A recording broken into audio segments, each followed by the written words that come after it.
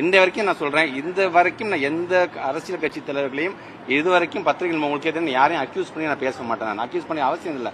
என் தரவுகள் எனக்கு பேசும். என் தரவுகள் மூலமாக தான் எடுத்து சொல்லணும் நாங்கள் பார்க்குறேன். நான் அப்படிப்பட்ட ஒரு நல்ல ஒரு விவாதமாக, ஆரோக்கிய விவாதமாக அவர் வைக்கின்ற பட்சத்தில் எங்களுக்கான தரவுகள் தர முடியும். இல்லை நீங்கள் தரவுல தப்பு இருக்கு, இது கொஞ்சம் மிஸ்டேக் இருக்கு, இது ஆக்சுவலி எங்க தரவே இல்லைன்னா தரவு இல்லைன்னு சொல்லுங்க. நீங்க நாங்க ஒரு தரவு நாங்க அங்கிருந்து டேட்டா எடுத்து கொடுக்குறோம் அப்படின்னா அந்த டேட்டாவை பார்த்ததுக்கு பிறகும் நீங்க என்ன சொல்றீங்க? சம்பந்தமே இல்லாம இல்ல நீங்க ஏற்கனவே ஒத்துக்கிட்டு பணத்தை இப்ப நீங்க ஏமாத்த பாக்குறீங்க, பொய் சொல்றீங்க. எப்படி நீங்க ஒவ்வொருத்தரும் இங்க பத்திரிகை நம்பர் உங்கள்கிட்ட நானும் கேட்கிறேன். நீங்க போய் ஒரு டாக்டர்கிட்ட போய் உங்க உடம்ப நீங்க பரிசோதனை பண்றீங்க. அந்த டாக்டர் என்ன பண்றாரு?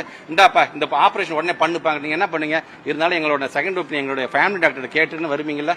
இதுதானே நாங்களும் செஞ்சு என்ன பண்ணாங்க? எங்களிடம் நீங்க சொன்னும் பொழுது இந்த பணத்தை தரோம், பிஎம்சியை ஒத்துக்க சார். பிஎம்சியை ஒத்துக்க முடியாது சார். நான் வேணா ஒரு கமிட்டி போட்டு எங்க கமிட்டி என்ன சொல்லுதுன்னு பாக்குறோம். ஏன்னா எங்களை பொறுத்த வரைக்கும் ஒரு நடைமுறைன்னு ஒன்று இருக்கு. ஏற்கனவே மாநில கல்விக்கான நடைமுறை ஒன்று இருக்குது. அந்த நடைமுறைக்கு இது ஏற்றதான் நாங்க பார்க்கணும். ஒரு கமிட்டி போட்டு அந்த கமிட்டி தயவு செய்து ஒத்துக்காதுங்க.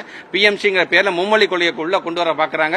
பிஎம்சிங்கிற பேர்ல பல்வேறு என்இபியை அப்படியே உள்ள கொண்டு வேணாம் சார். இல்லங்க இது எங்க உகந்ததாக இல்லங்க, நீங்க எப்போதும் கொடுக்க எங்க பணத்தை கொடுங்கன்னு சொன்னா நீங்க ஏற்கனவே லெட்டர் எழுதி கொடுத்துறீங்க, ஒத்துக்கிட்டீங்க. ஐயோ அப்படிங்கிறீங்க. ஆனால் இன்னொன்னு சொல்றாரு, ஏசர் அறிக்கை அப்படின்னு. ஏசர் அறிக்கை பத்தி இவருக்கு என்ன தெரியும்? ஏசர் அறிக்கைங்கிறது என்ன சொல்ல வருது ஏதாச்சும் இது வரைக்கும் நீங்க பாத்துருக்கீங்களா? பிரதாம்ங்கிற ஒரு பவுண்டேஷன் மூலமாக நம்முடைய தமிழ்நாட்டில் கிட்டத்தட்ட 25 பவுண்டேஷன் சேர்ந்து ஒரு கருத்து எடுக்கிறாங்க. அந்த 25 பவுண்டேஷன் நான் பேரை சொன்னா கூட உங்களுக்கே அது தெரியாது. ஆனா இதுவே பாத்தீங்கன்னா உத்தரப்பிரதேஷ், பீகார், குஜராத் போன்றதுல யார் திரும்ப இந்த சர்வே பண்றாங்க? அங்க இருக்கின்ற டயட், அங்க இருக்கின்ற கல்வித்துறை தான் இந்த சர்வே பண்ணுது.